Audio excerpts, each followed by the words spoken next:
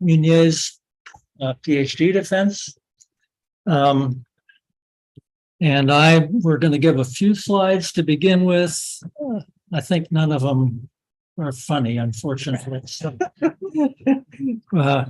anyway, so Zech came to us in 2015 from Wisconsin, where he had graduated from Lawrence University, which is a very nice school. And while there, he had done a number of undergraduate research things. He studied a rare thistle with the Wisconsin Department of Natural Resources. He did research in Madagascar. He also did some work on coral reefs in the Grand Cayman Island. And then after graduating from Lawrence, he worked with what's the name of the place? Epic. Oh, Epic, where is it? Epic Systems Corporation, where he was an analyst, and he actually gained a lot of skills that he's used since.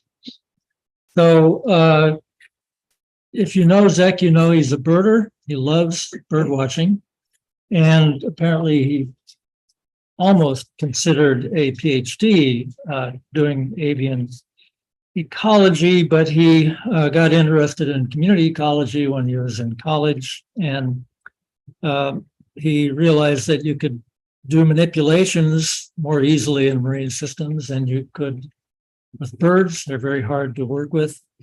So he jumped into community ecology. He applied to work at a number of places. He applied to work with Sally and me, and we admitted him almost immediately. And then recruited him hard. This is a major change in his lifestyle. He'd never been in the intertidal up until he came here. Great. And so, Zech combined his interests in community ecology, obviously with his quantitative and mathematical skills. So we were really lucky to get him.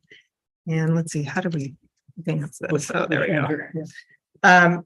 And he embraced the rigors of rocky intertidal fieldwork. I was very proud of him. One of the first times I think that he went in the field, I was with him in the field, and he did a great job. And he actually ended up working not just in Oregon, but also in Nova Scotia, and then also went to New Zealand with Bruce. So he's had a lot of kind of worldwide experience in rocky intertidal systems. And one of the things that Zech did was he adopted a project that Bruce and I had started in 2006. It was this very grand, large experiment up and down the coast. It included like 12 different study sites from here all the way down to Northern California.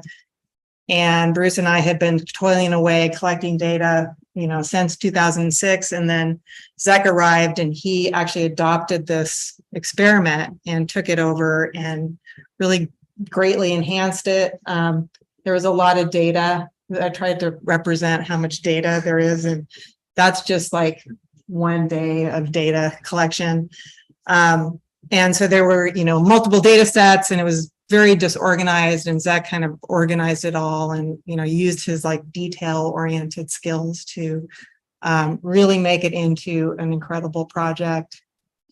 And he also had to work with both Bruce and I, who have different styles in advising. So I give you kudos for navigating both of us. And you'll hear more about that experiment today, actually. Zech's also a really good mentor and teacher. He mentored a number of undergrads during his time here and doing his work. And actually, some of them are authors on some of his papers. And he was also a really good teacher and TA. He taught in Bi 450, which is the marine biology class we have out at Hatfield. He taught that twice, and he's really good at taking, what do they call this? Not selfie, but like groupies or whatever, group photos with his face in them. And he was just a great teacher and mentor to others. So I really appreciate that. And of course, Zech won a bunch of awards. He had the Provost Distinguished Fellowship Award when he came here. And then he also got the Graduate Research Fellowship from NSF. He got Sigma Xi grants. He got a Phycological Society of America grant. That's phycology is the study of seaweeds. So it's a pretty specific grant. And then he also got the ESA, or the Ecological Society of American Catherine McCarter Award, Policy Award. So very prestigious time here. And he has an exciting future. He's going to work with James Watson here at OSU, and he's going to study alternative stable states with James. So it should be right up his alley and really exciting next step in his career. So Zech, take it over. We'd love to hear all about what you did while you were here. Thank you both for that introduction.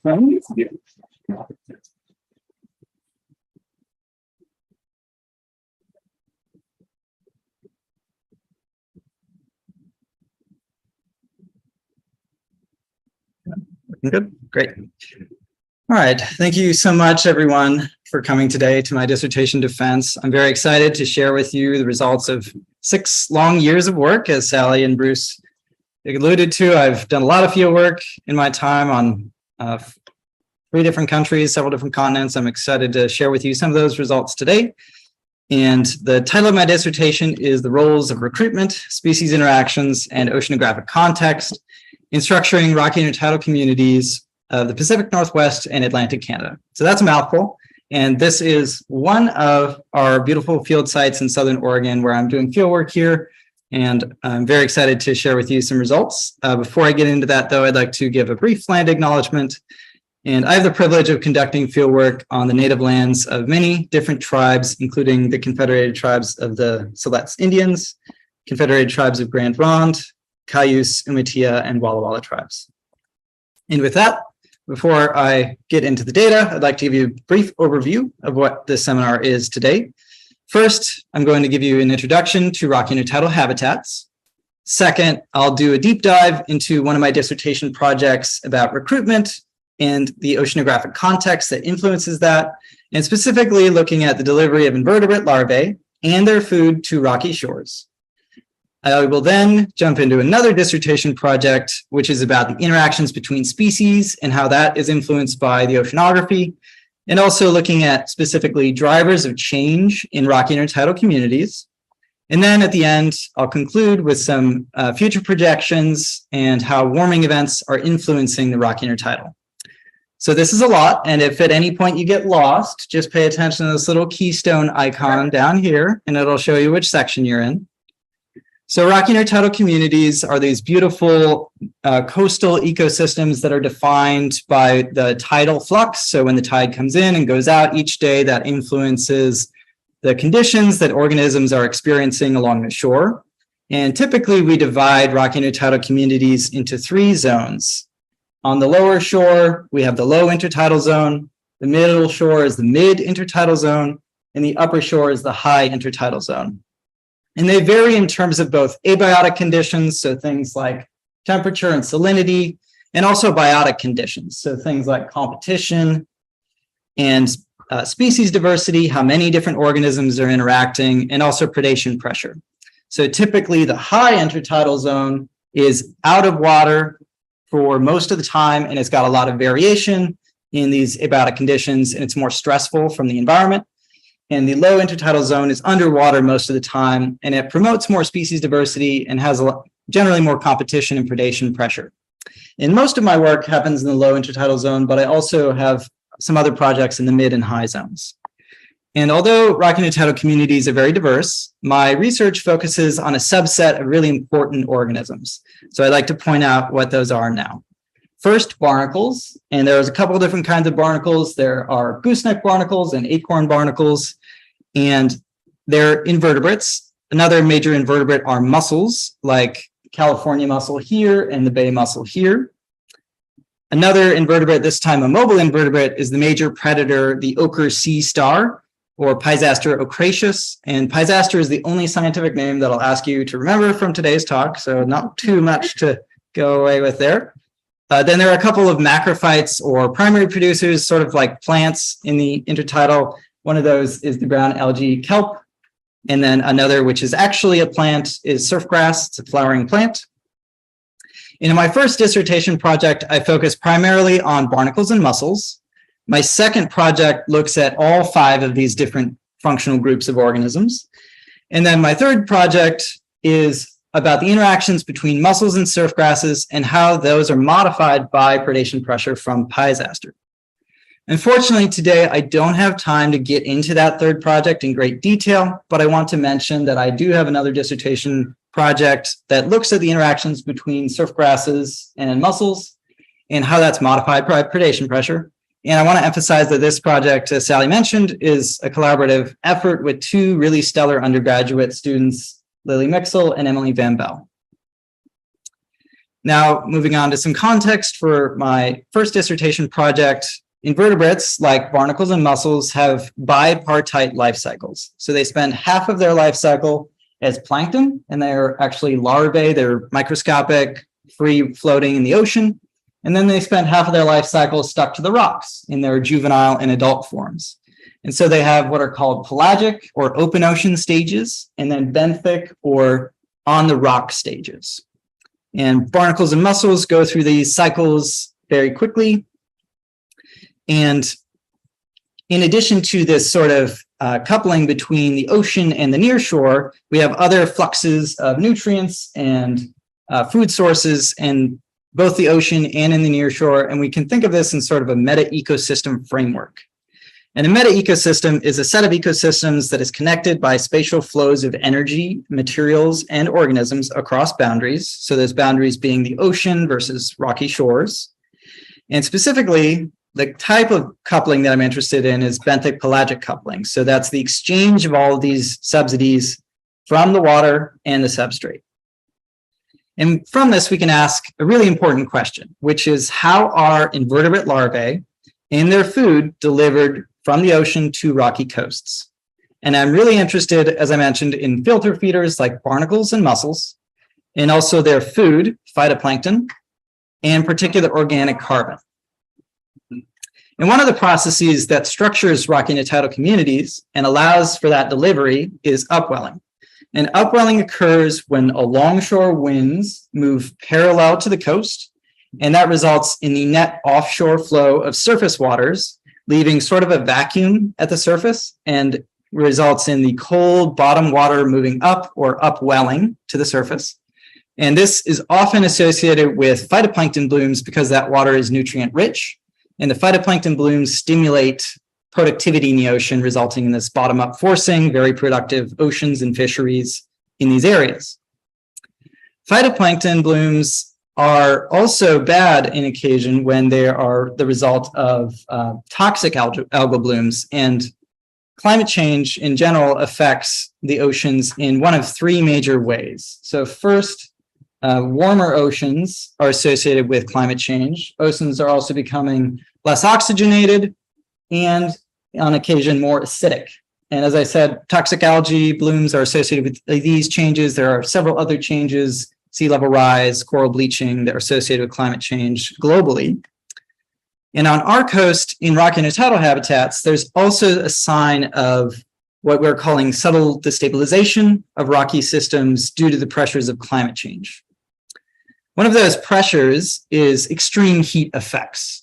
And this is a photograph of a sea star and some mussels that have died as a result of a really severe aerial heat dome. So a couple summers ago, you might remember that we experienced the heat dome in the Pacific Northwest, and that resulted in the deaths of many invertebrates in the intertidal, especially in the northern part of the Pacific Northwest, such as British Columbia and the Puget Sound.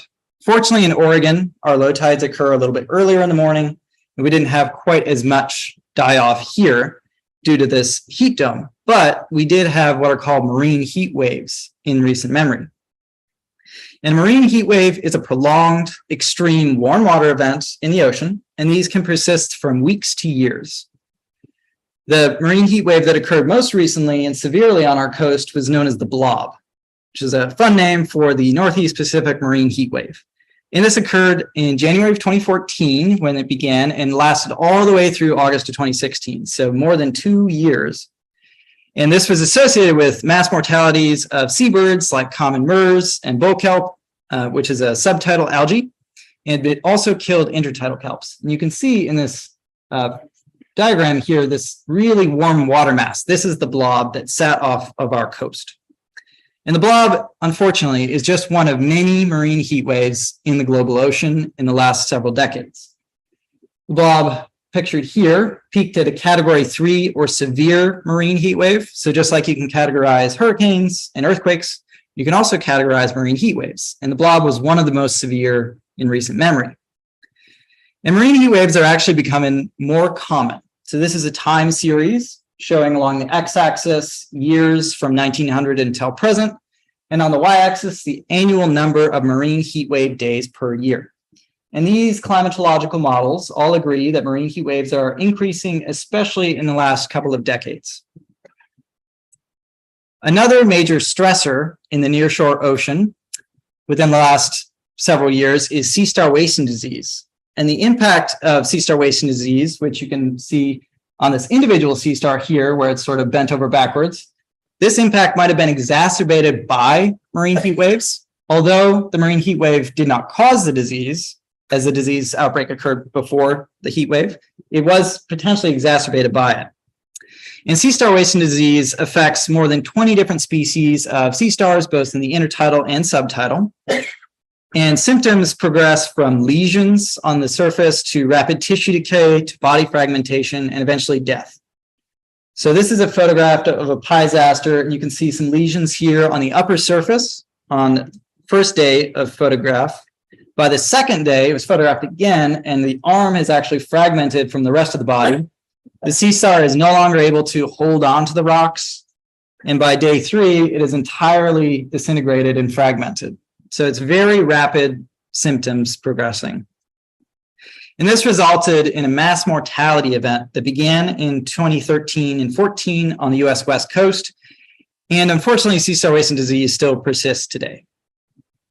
So given all this information about upwelling and disease and temperature stress, we can sort of link all of the different factors and processes into a conceptual model. And at the top of the model, at very large spatial scales, we have the upwelling and other oceanographic processes, and we can put things into an oceanographic regime. At mesoscales or middle scales, we have the cape level and how phytoplankton blooms and invertebrate larvae are influenced by upwelling. And then at site scales, we have the interactions between different species like sessile invertebrates, macrophytes, predators, and grazers. So again, sessile invertebrates include barnacles and mussels. Macrophytes include organisms like surfgrass and kelp and other algae. And predators like sea stars, grazers like urchins, all interacting in the rocky intertidal. So my first dissertation project explores this section, how upwelling is related to phytoplankton blooms and invertebrate larvae and their delivery to the shores. And my second project focuses on the interactions between all these species, especially how they're affected by temperature stress and the outbreak of sea star wasting disease.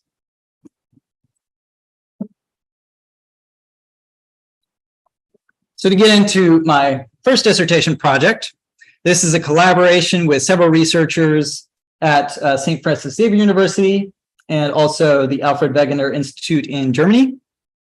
And this is an interoceanic comparison of benthic pelagic coupling along rocky coasts of the Northeast Pacific and Northwest Atlantic. So this is 2 coasts and 2 oceans. In our region, Oregon is on the Pacific Ocean, and in Atlantic Canada, Nova Scotia on the Atlantic Ocean. And this comparison features 10 field sites in Oregon and 9 field sites in Nova Scotia. And we chose Nova Scotia as a region of comparison because my collaborator Ricardo does similar research there, and they're actually at the same latitudinal range. So across the continent, being able to compare things in the same areas. And I want to focus specifically on a couple of sites as case studies. So one site, Port Orford Heads in Southern Oregon, and another site, Western Head in Southern Nova Scotia. So there's a photograph of Port Orford Heads in Southern Oregon. And as you can see, there's a really wide rocky intertidal bench with the middle intertidal zone dominated by gooseneck barnacles and mussels. In the low intertidal zone, especially near the ocean, more dominated by kelps and surf grasses. And this is a fairly wavy day on the Oregon coast, so some pretty good wave action. By comparison, this is Western Head, Nova Scotia. So many more algae, fucoid algae in the high intertidal zone, lots of barnacles as well. Not nearly as many waves on the open Atlantic coast. This was a nice summer day, though. I've seen hurricane conditions there too. And so given all of this, we can think about the different regimes that are occurring on the offshore, and specifically looking at variation in upwelling. So on one end, we might have persistent upwelling, where the upwelling process I described earlier is happening relatively constantly. And at the other end of the spectrum, we might have the opposite, where surface waters are moving onshore, resulting in downwelling. And there can also be sort of intermittent conditions, where cold, deep water moves to the surface sometimes, and then wind relaxation results in the onshore movement of water. And so California is actually a persistent upwelling region. Oregon and the southeast coast of South Africa is more intermittently upwelled. And then persistent downwelling includes places like the southeast coast of New Zealand and Australia. We might also be interested in where Nova Scotia fits in this picture. And we care about all these different upwelling regimes because there's a very interesting model or hypothesis, the intermittent upwelling hypothesis, that posits that invertebrate larvae and phytoplankton abundance vary unimodally along an upwelling gradient. So at one end of the spectrum, we might have persistent downwelling, and at the other end, persistent upwelling. And we would hypothesize that various ecological processes, especially invertebrate delivery and phytoplankton abundance, might increase unimodally. So again, highest values at intermittent abundance and low at persistent upwelling and persistent downwelling. Another model that investigates invertebrate larvae and phytoplankton abundance and their relation to nearshore conditions is known as the surf zone hydrodynamics model. And in this, invertebrate and phytoplankton abundance vary along a hydrodynamic gradient. So at one end of the spectrum are reflective shores where the slopes are relatively steep and the waves crash and reflect off of the shores. And this leads to lower abundance of phytoplankton and invertebrate larvae. At the other end of the spectrum are more dissipative shores where the waters flow more gradually due to the gradual slopes, and there's a wider surf zone leading to high abundance of invertebrate larvae and their food like phytoplankton. So just to give you an idea of where the surf zones are, this is one of our field sites in Southern Oregon. The waves are crashing right on the shore, not breaking offshore. That results in a very narrow surf zone.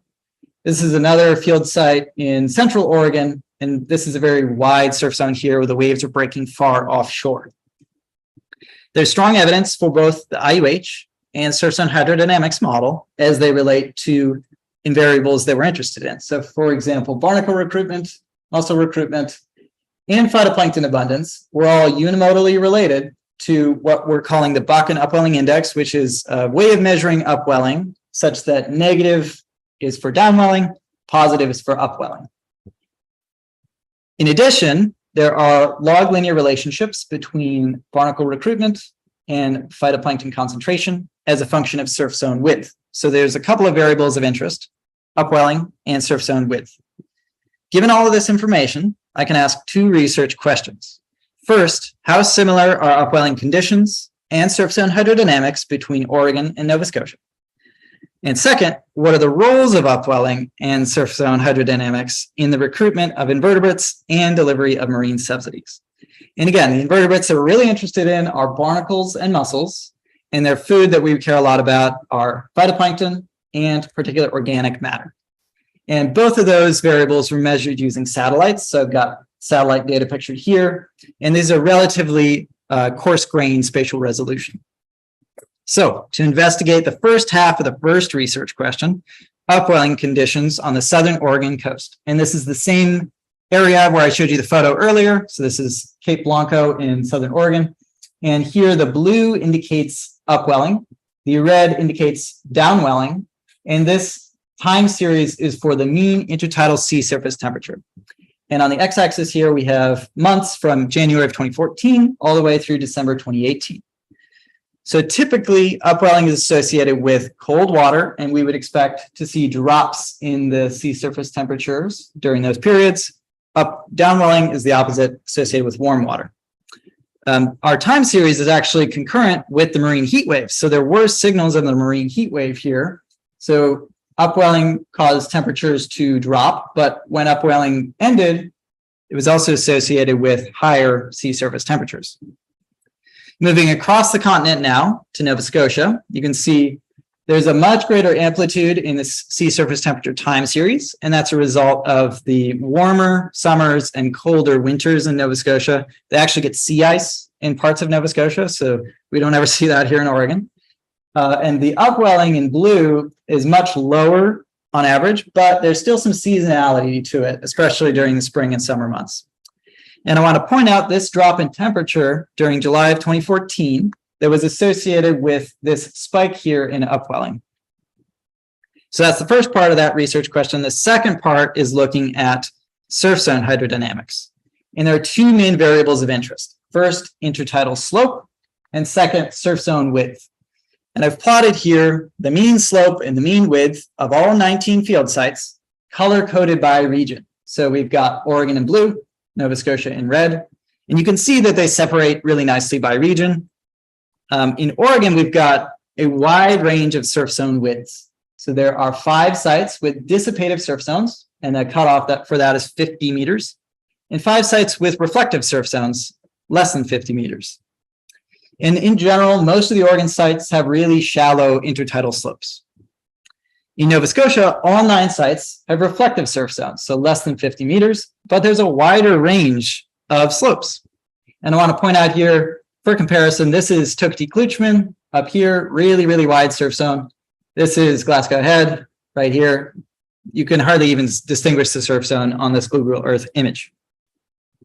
So to answer the first research question, how similar were conditions on the 2 coasts? In Oregon, seasonal upwelling was intermittent at central sites and more persistent at the southern sites. And there was a mix of dissipative and reflective surf zones.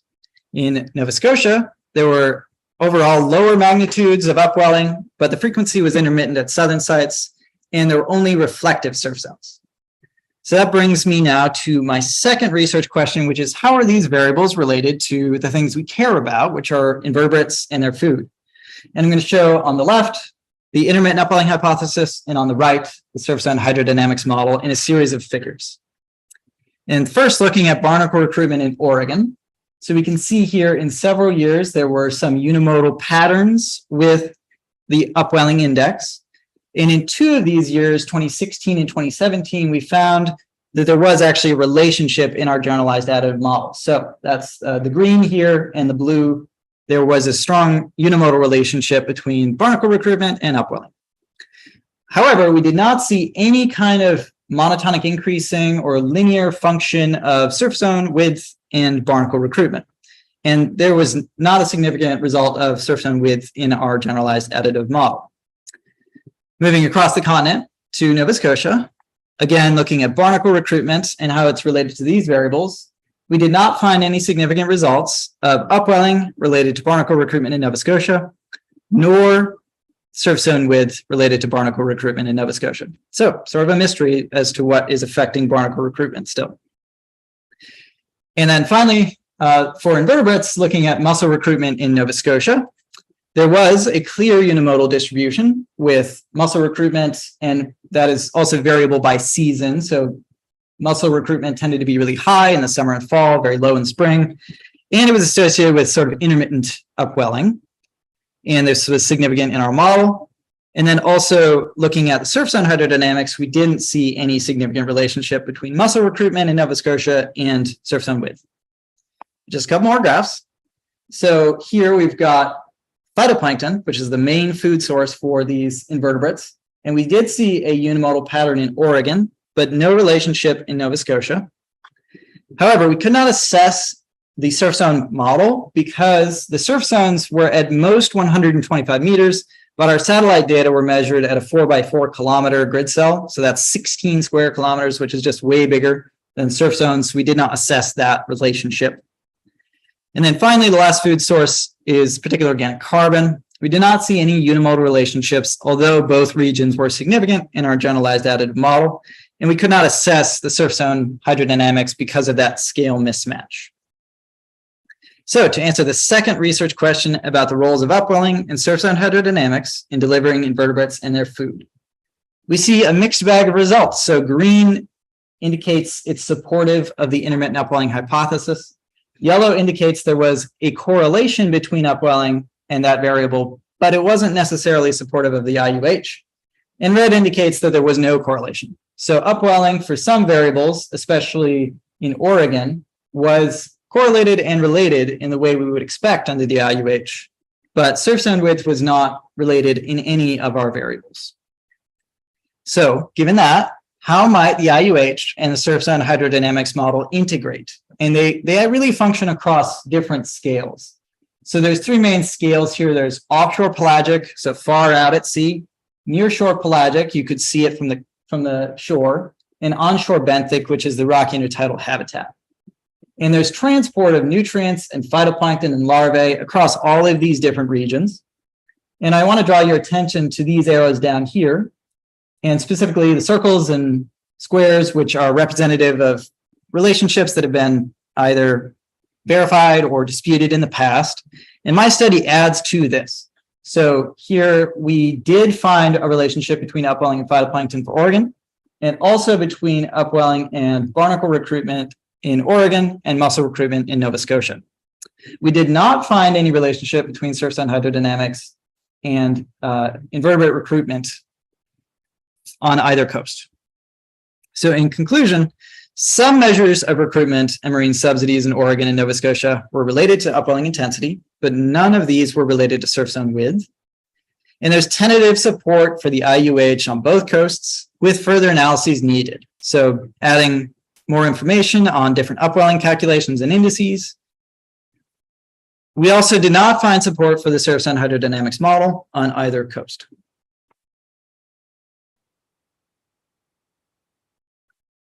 All right, that brings me to one of my favorite projects, which is assessing regime shifts on the Oregon coast and California coast and how they were associated with the marine heat wave and disease outbreak of sea star wasting disease. And this is work, as Sally and Bruce mentioned, that I took over as a project part of my dissertation. And we have a paper that is currently in revision for Nature, Ecology, and Evolution. So two major stressors, again, were the marine heat wave and sea star wasting disease. And this is a temperature time series from our intertidal field sites on the Oregon coast and California coast. So in the x-axis, we have year, and on the y-axis, we have intertidal water temperature anomaly. Negative means colder than average. Positive means warmer than average. So it got cool to warm here. And as you can see, from 2006 to 2013, the anomalies were either negative or neutral. But in 2014, with the onset of the marine heat wave, they rose dramatically and persisted at that high condition for a couple of years before falling, but they're still more above average than they used to be. So that's the marine heat wave piece. The other piece is the sea star wasting disease. And here, in this time series, we have the disease prevalence, which is how many sea stars were afflicted with the disease over time. And from 2006 to 2013, we didn't see any disease in the intertidal. In spring of 2014, there was the onset of the disease at pretty mild disease prevalence. But then in summer of 2014, dramatic increases in the number of sea stars that were actually diseased. And this caused the death of most of those, resulting in crashing disease prevalence that grew again over time and has remained around 15 to 20% since then. And I just want to show you, this is what the disease looks like in the field. This is a photograph that I took in 2021. So it's actually after these data were collected. This is a lesion on the surface of the sea star. This sea star looks deflated. The arm is twisted over. So it's really preventing them from living more than a couple of days if symptoms are really severe. And the death of the sea star resulted in population decline in 2013 to 2014, especially the large sea stars, but then there was a dramatic increase in population when baby sea stars recruited to the intertidal. So given these two major perturbations, we can look through the lens of ecological theory at what are known as alternative states. An alternative state is a different community that can exist under the same environmental conditions and will persist unless a major perturbation, like the disease or the marine heat wave, causes a transition. And those transitions are known as regime shifts. A regime shift is a change from one community or ecosystem state to another. And they look something like this. So here on the y-axis, we have ecosystem state. On the x, some environmental driver, could be temperature. And the transitions or regime shifts can happen linearly, so rather gradually. It can be nonlinear, so gradual in some parts, or discontinuous, really fast in other parts, or they can be rapid. And that rapidity is a function of sort of how severe those drivers were. Another way that we envision environmental alternative states is through a ball and cup model. And here we've got the ball representing the different community states and the cup being the environmental drivers.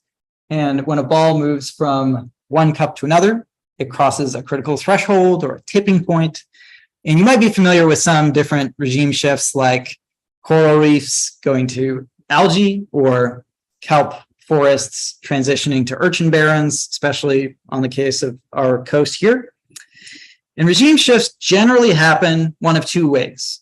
They could be due to a shift in variables, often associated with changing species relative abundances, or a shift in parameters where the underlying cup actually moves due to some changing environmental conditions. So given this theory, and my favorite experiment, the crazy experiment, we can ask some really important questions about how communities are changing. So CRAZY is an acronym that stands for Community Recovery in the Algal Zone Interaction Experiment. I also think it's pretty crazy that we did this experiment for so long and it's over such amazing spatial and temporal scales. So we've got a long-term large-scale project that features 5 replicate blocks pictured here. And a replicate block is just a set of treatments that you replicate a number of times per site. And we did this at 13 field sites. So all the way from north central Oregon down to Fort Bragg, California. It's like nearly 600 kilometers of coastline. And our experiment features 4 different treatments. So here pictured panel C, we have the control treatment where we never manipulated these communities. And then in panel D, we have the recovery treatment where we cleared everything initially and then allowed organisms to come back over time, but no further manipulation. And then we had 2 other treatments where we did annual clearances. So either removing invertebrates from our macrophyte-only treatment. So here we've got kelps and surfgrass, or removing sessile invertebrates from another treatment, the macrophytes from our sessile invertebrate-only treatment. So here we don't get any invertebrates, so it's just bare rock in that location. Altogether, 260 fixed plots, which is a lot to keep track of in my head. And we've been doing this now for 18 years and counting. So given all of this information, we can ask 3 important research questions. First, what were the patterns of rocky intertidal community structure over these large latitudinal and decadal scales? Second, did regime shifts occur, and were they associated with the Northeast Pacific marine heat wave and sea star wasting disease? And third, if regime shifts occurred, what mechanisms were responsible for maintaining those alternative community states? So how do we do this in practice? We go out and we do a lot of surveys. So this is actually a photograph of our plot. And if you can't see the outline of the plot here, I'll draw a nice rectangle. And we go out and we look at the plots and visually assess the percent cover of the different organisms present. So for instance, we have mussels, and they're about 15% cover. Kelp, about 25% cover. Cryptopleura, which is a bladed red algae, about 8%. Macrocladia and different red algae, 10%, and so on until we get through every single species present. And we do this thousands of times, 3,703 in fact. And before I get into all that data, I want to show you some photographs. So this is a control treatment, never manipulated, in our northernmost field site here, Fogarty Creek. And in September of 2006, it was dominated by surfgrass. 8 years later, April 2014, still dominated by surfgrass, but you can see mussels creeping in here in the upper margin. 4 years later, after the outbreak of sea star wasting disease, completely transitioned from surfgrass to mussels, totally covered in mussels. 3 years after that, the mussels are now so large that most of them are standing upright because they can't fit in the plot as easily. So it's still mussel dominated. Moving now to our second Cape Perpetua. This is a recovery treatment, so initial clearance, no further removal. In August of 2009, it was dominated by acorn barnacles. Several years later, still dominated by acorn barnacles. Then we have the outbreak of sea star wasting disease, one of their favored foods, gooseneck barnacles, completely covering the plot except for a little bit of anemones where they can't settle down the middle.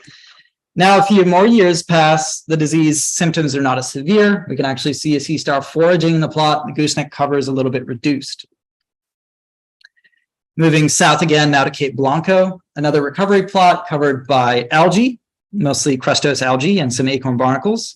A few years later, different algae species have come in. We've got kelp around the margins. The marine heat wave happens. The kelp disappears. Sea star wasting disease occurs. We also get mussels creeping into the plot. But the mussels didn't persist, and a few years later, we actually have surf grass coming in. So this is highly variable, especially at this cape, a lot of turnover of different species. And then finally, at our southernmost field site in Northern California, in July of 2009, this plot was dominated by kelp. Kelp still there in July of 2014, right before the onset of the marine heat wave. And following the marine heat wave, following sea star wasting disease, we get transition to a mussel-dominated community. And now I can hardly even find the bolts because it's so covered by mussels. So given all of this, now let's look at some data. Surf grass, as I showed in that first area, really dominant at our northernmost field site in purple. And we can see in the beginning years, surf grass took a while to establish. It's a later successional species. It takes a while to grow. But once it's established, it was really resilient to the marine heat wave effects. So pretty consistent percent cover at our northernmost area. Lower percent abundance in our two capes in Southern Oregon and Central Oregon, and not at all present in California. Looking at another group now, gooseneck barnacle abundance, you can see it really shot up after the outbreak of sea star wasting disease. So again, this is one of the favored foods for Pisaster, and this was especially the case at Cape Perpetua. There was a slight bump at another region, but didn't persist. Kelp abundance, though, declined dramatically during the marine heat wave at two regions, Cape Mendocino and Cape Blanco. It's begun to rebound at Cape Blanco, but has not rebounded at Cape Mendocino. And then finally, mussel abundance rose everywhere after 2014. So after this dashed line, the outbreak of sea star wasting disease, mussels increased everywhere. And they've actually become the dominant organism now at our plots at Cape Mendocino. So moving back to that first research question, what were the patterns of rocky intertidal community structure over large scales?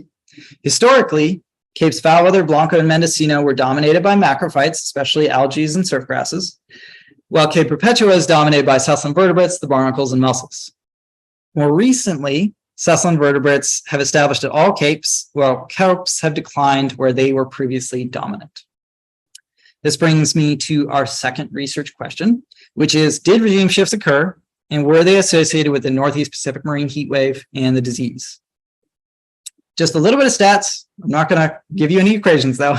So I did what are called multivariate statistics, lots of different variables present to analyze community states over time.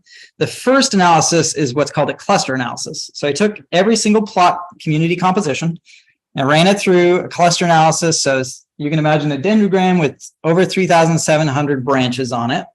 And this combines different plots into clusters. Then I used indicator species analysis to define the species that are important for those clusters. This allows me to categorize all plots into community states. And there are 10 different community states. So for example, this plot here is actually this little tile, which is a control treatment plot assessed in 2018. We've got 10 different states, cool colors representing states dominated by invertebrates, warm colors, states dominated by algae, and then green is for grass. So that is one plot. Here is all 16 of them showing a time series along the x-axis.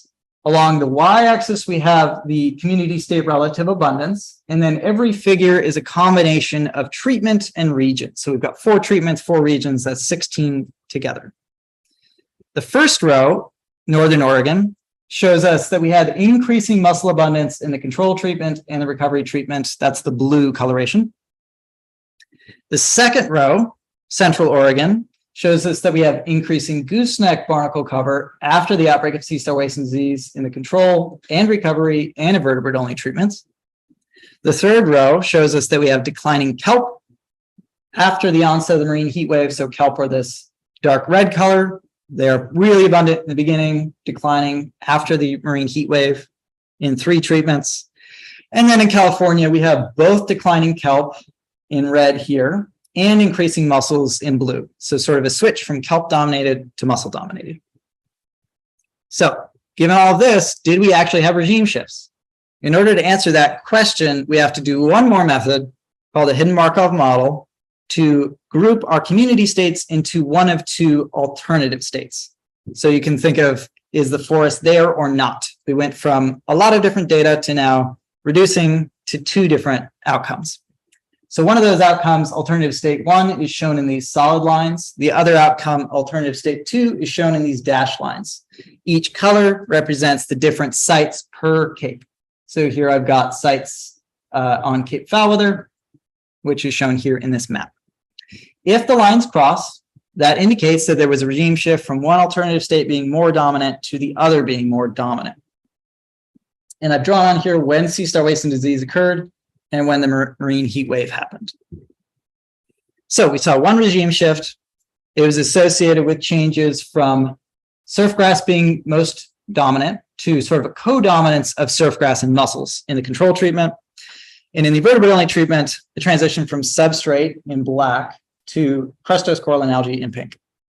I'm going to show you a few more of these. Many more regime shifts occurred at Cape Perpetua, so there's a lot more lines crossing. And this was associated mostly with a transition from substrate-dominated or bare rock-dominated communities to gooseneck barnacle-dominated communities in the control treatment and the recovery treatment. We actually didn't see any regime shifts in Cape Blanca, so there's no lines crossing here in this figure. And this is because all of our different community states were pretty equally distributed, pretty equally abundant over time in both of these states identified by our model. And then finally, in Northern California, we did see several regime shifts, all of which occurred after the disease outbreak and after the marine heat wave. And it was generally associated with changes from kelp to mussels in the control treatment and in the recovery treatment. So to answer the second research question, did regime shifts occur? And were they associated with our 2 perturbations? Yes, they did occur. And they occurred at 3 out of 4 capes, Foulweather, Perpetua, and Mendocino. And most regime shifts on Cape Perpetua and Cape Mendocino occurred during or after the marine heat wave onset and sea star wasting disease outbreak. That brings us now to my third research question, which is, if regime shifts occurred, what mechanisms were responsible? So what was actually going on that caused these changes? And in order to do that, to answer that question, I went out to the intertidal with the help of a lot of folks and measured sea stars and measured mussels. So this is me measuring a particularly challenging mussel in the field, and this is actually in our crazy plot. You can see the bolt right there. I had to get a couple of other tools out to make this measurement happen. And the reason I was measuring these is because there's a well-defined relationship between the size of sea stars and the size of mussels that are being eaten by those sea stars. So every dot here represents a sea star feeding on a mussel. Most dots occur down here, and this is the region of high predation, where moderately sized sea stars are eating moderately sized mussels. There's also some really big stars that are eating some really big mussels, but not as frequently, so they're a little bit less predation there. And then there's a line here, and this is the upper limit of predation, such that mussels any bigger than that are too large to be eaten by a sea star of a given size. And this was established by Bruce's advisor, Bob Payne, in a paper that he published in 1976. So I went out and measured sea stars and mussels, and this is some historic data from our lab. These are some historic data from our lab showing, oops, wrong one there, showing sea star size over time, so Pisiaster diameter on the y-axis. You could see during the outbreak of sea star wasting disease, dramatic declines in Pisiaster diameter, and that was associated with actual increases in mussels present in our plots over time because they were able to escape predation from the sea stars. So all of the dots here fall above this upper limit of predation, indicating that this mussels are too large to be eaten by Pisiaster. So that's the first part of that third research question. The second part is looking at the impact of marine heat wave on kelp. So I want to show you a table. Don't want you to read the table. I just want to note that at the top of the table are different algae that can survive at colder temperatures, but not at warmer temperatures. And at the bottom of the table are algae that cannot survive, or sorry, that can survive the really warm temperatures, so up to 30 degrees Celsius.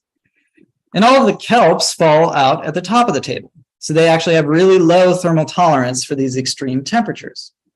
And the most important kelp in the intertidal, Hedophyllum sessile, cannot survive temperatures above 15 degrees Celsius. However, we saw temperatures much hotter than that during the marine heat wave. So using our long-term data set, we were able to assess how did kelp canopy respond to these warm conditions. So we measured both intertidal water temperature anomaly on the x-axis and kelp canopy response over time on the y-axis. So negative response being kelp canopy declined, positive response, kelp canopy increased. And in general, we saw kelp canopy cover declining in the warmest temperatures. So to answer the first research question, if regime shifts occurred, what mechanisms were responsible for maintaining these different states? Mussels that established during 2014 through 2016 have grown large enough to escape paisaster predation on all capes. And kelp decline on Capes Blanco and Mendocino was likely caused by extreme temperature stress. In conclusion, there were winners and losers due to the marine heat wave and sea star wasting disease. The winners were the sessile invertebrates, so the barnacles and mussels that were able to grow larger because their predator was no longer there eating them at such high rates. The losers were mostly kelps and other algae that could not survive that really warm water, especially in Southern Oregon and Northern California. And when these two perturbations occurred synergistically, regime shifts occurred. So this brings me now to my fourth section, the conclusions. And I want to show you again this conceptual model that I started with. And again, at the top, we have the oceanographic conditions, at the bottom, the species interactions. So in my first dissertation project, I described how Oregon phytoplankton abundance was related to upwelling conditions, and also the recruitment of barnacles in Oregon and mussels in Nova Scotia were related to upwelling. In my second dissertation project, I described how temperature stress affected our different organisms, especially macrophytes, leading to declines of different species of algae, especially kelps, but didn't seem to affect surfgrass. I also described how disease outbreaks due to sea star wasting disease really dramatically affected paisaster, resulting in short-term population declines and long-term declines in the overall size of those predators. And this resulted in the loss of predation in the short term, which allowed barnacles and mussels especially to escape predation and grow larger in size. When these two factors occurred synergistically, we saw regime shifts from macrophyte-dominated to invertebrate-dominated communities. And I want to leave you with a message about climate change. So the oceans are becoming warmer. They're projected to become warmer. This is a map showing the global ocean and how, on average, the future decades, 2031 through 2060, are going to be warmer than the preceding decades. You can see the entire ocean is red, which means we're all projected to get hotter in the next few decades. And this is actually happening right now. So this is a map showing the sea surface temperature anomalies from one day ago. You can see there appears to be another blob-like marine heat wave developing off our coast. And unfortunately, this might have negative consequences for many of the organisms we care about. In the future, there might be short-term recovery, as we've seen. I've seen the kelps come back in some places in Cape Mendocino, but in the short term, community structure is likely to continue to change. Marine heat waves are likely to become more frequent and intense, and there may also be additional outbreaks of marine disease, such as sea star wasting disease. In the long term, climate change may irreversibly alter rocky intertidal habitats. Sea level rise may push the intertidal zone higher. Warmer oceans may favor sessile invertebrates over kelps, at least for some invertebrates. And upwelling is predicted to intensify and spatially homogenized, becoming more persistent generally, and this may potentially lead to lower rates of marine subsidy delivery.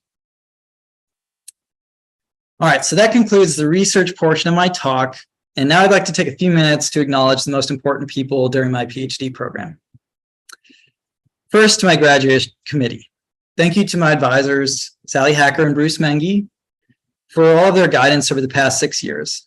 From designing and monitoring experiments to writing my dissertation, none of this work would have been possible without your contributions. I'm looking forward to continue to working with you both to write all of this up and get it out for publication.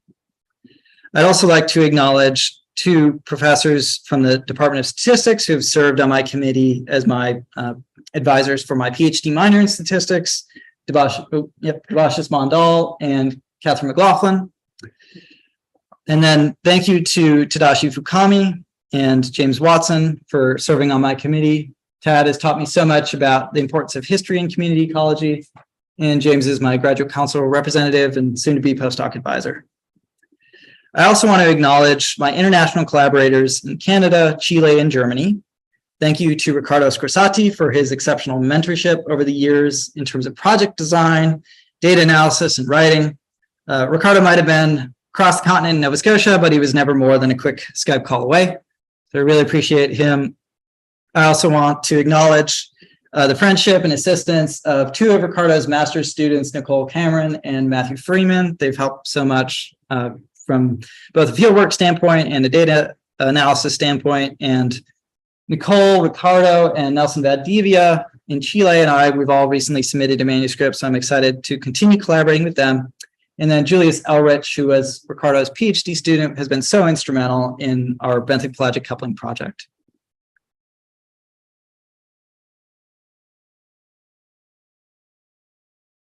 I'd like to acknowledge the administrative staff in the Department of Integrative Biology, Tara Bavandich, Teresa Bowen, Melissa Platt, Tracy Durrell-Curleaf, Gabrielle Haberard, Cindy Kent, and Leanne Eaglesmith. Thank you so much to all of you. I would not have made it this far in graduate school without all of your logistical support. I also appreciate the funding and support of several different agencies and Oregon State University and St. Francis Xavier University in Nova Scotia. My dissertation would not have been possible without the contributions of several amazing undergraduate research assistants. I want to specifically mention Lily Mixel for all of her help in the field, and she actually was my mentee during summer of 2020. She converted her apartment into a lab, so she was able to take samples back to her house and actually count them at home. And she just had an amazing attitude, and I'm so grateful for her being there throughout my dissertation work. I also want to acknowledge Emily Van Bell, who started working with me the next summer and was instrumental in collecting so much data, both in the lab and in the field. I would not have gotten through all the barnacle counting without her. A couple of other exceptional undergraduates that I want to mention, Rana Almasmoom, who recently presented at OSU on some of our work together, and will be presenting again at SACNAS in Portland this fall, and several other undergraduates who helped do fieldwork with me, Elise Shanley, Emily Cook, and Carrie Jacobs. I'm very fortunate to be part of 2 amazing labs, the Lubchenco-Mengi or Lub-Mengi lab and the Hacker lab. I want to thank everyone in both of these labs for providing me with such a wonderful community in Corvallis for the past 6 years. I've learned so much about coastal ecology alongside undergraduate students and graduate students, technicians, postdocs, and research associates. And I especially want to thank my best friends, pictured down here, John Stepanek, Megan Wilson, Risa Askeruth, Danielle Whalen. Thank you so much. Your friendship has meant the world to me. And I've spent about a year of my life doing fieldwork on the coasts of Oregon and California, Nova Scotia, and New Zealand. And I'm so grateful for all the support from my friends and family who've helped me on this journey. So pictured here are David DeBose, Chris Bauer, Matt Freeman, Risa Askeruth, Sydney No, my brother Ben, and Laurel Field. Thank you so much for all of your help. And Ben actually came out for 2 summers because he liked it so much. So I'm really, really grateful for his support. And I'm grateful for the love and support of my parents, Brian and Mary Meunier. Thank you for helping me to build a strong foundation in science and math, and for inspiring my love of the natural world. I'm grateful for the friendship of my brother, Ben. He's been a nature nerd along with me the entire time from when we were little kids all the way till now. Thank you to the Crust family, Michelle, Cherie, and Steve, and Noah, and of course, Tova. Thank you so much for all your support. And I also want to thank our cats, Felix and Kamala. Thank you for your companionship and providing distractions when I need them. And finally, I want to acknowledge my wonderful partner, Tova Cross. Go back. Go back. I want to acknowledge my wonderful partner, Tova Cross. I'm very thankful for the support that you've given me throughout the last 2 years of my PhD program. Even as a busy medical student, Tova has always been there for me to brighten my day with a little treat or to provide advice that I really needed.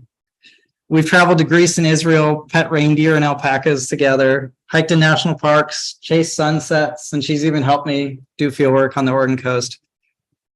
And I'm really excited to have so much more time together and to share our lives together.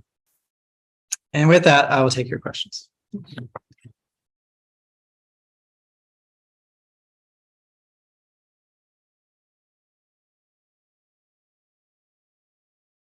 Yes, myself. So were there any additional differences between Canada and Oregon that we should know about? Yeah. So my talk is, of course, about the Pacific Northwest and Atlantic Canada. And I have one little slide here just to show some of what Nova Scotia looks like. So I've shown a lot of photos of Oregon. This is Nova Scotia, and you can see a lot of seaweed, like just dominated by seaweed, especially fucoid algae, even in exposed habitats. And in general, the species diversity is much lower on the coast of Nova Scotia. So whereas we have 5 different species of barnacles that we see all the time, they only have 1 species of barnacle. We have several species of mussels, they have 1. We have lots of different sea stars, they have 1. So you get the sense of their species diversity is much, much lower. And this is about as big as their sea star gets, so just a couple of centimeters in diameter. So very different. Predation from sea stars is not nearly as important in Nova Scotia. There's a dog whelk, kind of snail. That's the most important predator there. So that's a good question. Yeah, Cheyenne?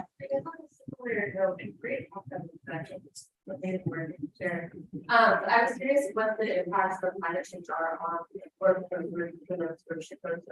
same global warming or Yeah, the Bay of Fundy is actually projected to increase in temperature probably more than any other region in the temperate latitudes.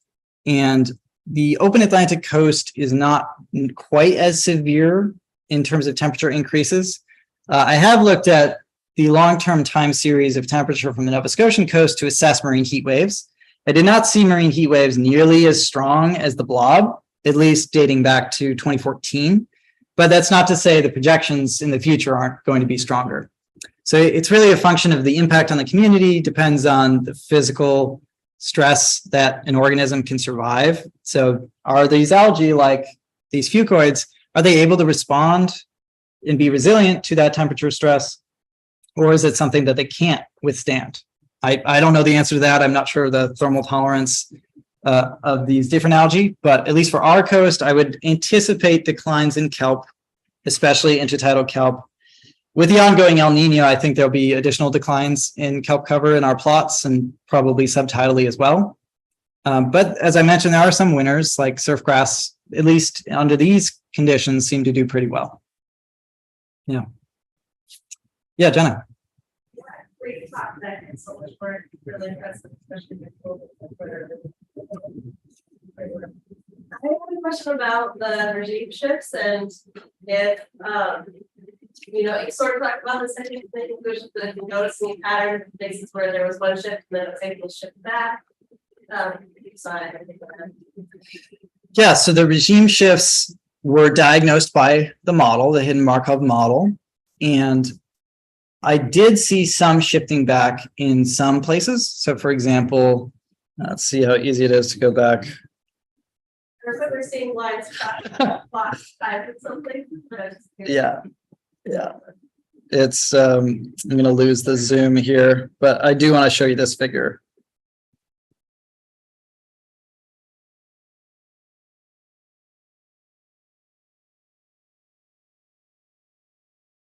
Okay, I'm going to reshare my screen.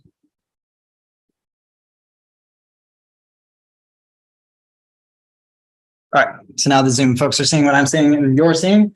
Yes, there was some switching back. So you can see actually in some of these sites, for example, blue here, it switches from one regime being more dominant to another, and then it switches back again.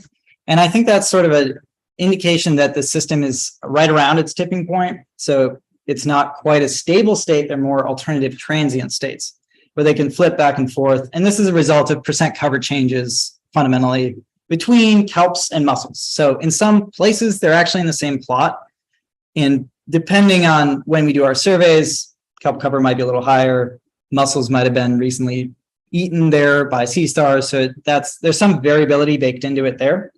But I would anticipate some other changes due to heat effects, especially due to the marine heat wave that's ongoing, that might actually cause it to push it further away from this sort of unstable equilibrium dynamic. Yeah, Ricardo? So going with that, Chris Bauer asks, what do you think some caves lack regime shifts, and would you consider them to be more resilient to environmental change? I think that some of the capes are lacking regime shifts because the species that are present at those capes could withstand these particular perturbations. So, for example, we did see some regime shifts, one at Cape Foulweather, but it was before sea star wasting disease and before the marine heat wave. And in that area, surfgrass is really the dominant organism, and it wasn't as influenced by heat stress. And mussels did take over in some of our plots, but it wasn't enough to eliminate surfgrass altogether. So it's really a function of what can the organisms withstand. The perturbations have to be relevant to those organisms and their life cycles. And some capes might be more resilient than others just due to the natural dominance of the different functional groups at those capes. I'll ask Maya and then we'll do another from Zoom. Awesome. Great. I am curious, I think it's actually the slide right before this one.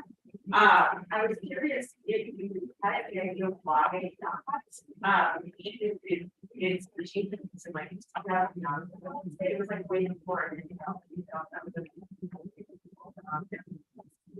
Yeah, so yeah, you're right. It was right around 2009. And I think that was probably due to, if we look at the posterior distributions, a change from substrate to goosenecks. So if you've been to Yachats, you know there's a lot of gooseneck barnacles. And they can naturally exist and be recruiting at such high numbers that they overwhelm the sea star's ability to eat them and control them in a particular plot. So I think Yachats had this transition, even though it's the same kind of state, it just happened before the disease because recruitment of goosenecks is just so high at that particular site. Like you cannot walk around Yachats without walking on gooseneck barnacles. Yeah, a great question. Ricardo, we had another on Zoom. Yeah, Ricardo slightly asked, if upwelling and surf zone properties do not matter really for barnacle recruitment in Nova Scotia, what does? Have you considered possible effects of winter cold spells in Oregon? We haven't considered winter cold spells in Oregon. I've looked at heat effects, but not cold effects in Oregon. So in Nova Scotia, there may be also some, I looked specifically at wind-driven upwelling. There might be bathymetric upwelling. Upwelling can be caused by different sources, and all of our data were derived from some pressure differences in the atmosphere due to winds, not so much bathymetry and how that might affect upwelling. So that could be another factor that drives recruitment of invertebrates, especially in southern Nova Scotia. Yes.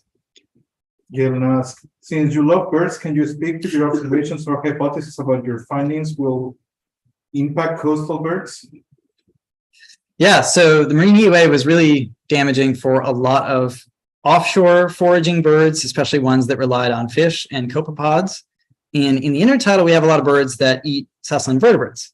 So as my work has shown, sessile invertebrates might actually be increasing, at least temporarily, in response to some of these stressors. And that might provide more food for oyster catchers or surf birds or different turnstones that are foraging on the snails and mussels in the intertidal. So it could be a benefit for them if it's more widely observed.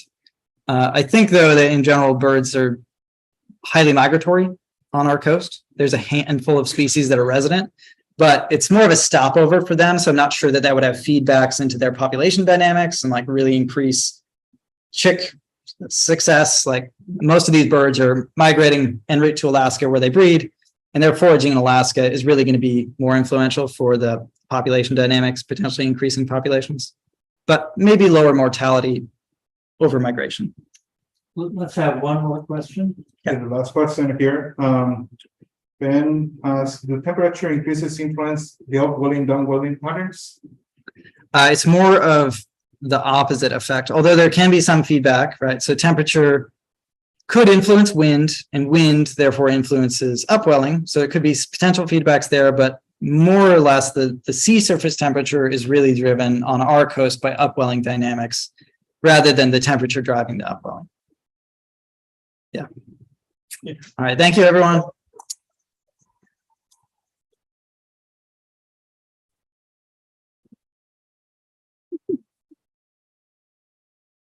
Thank you, Zach.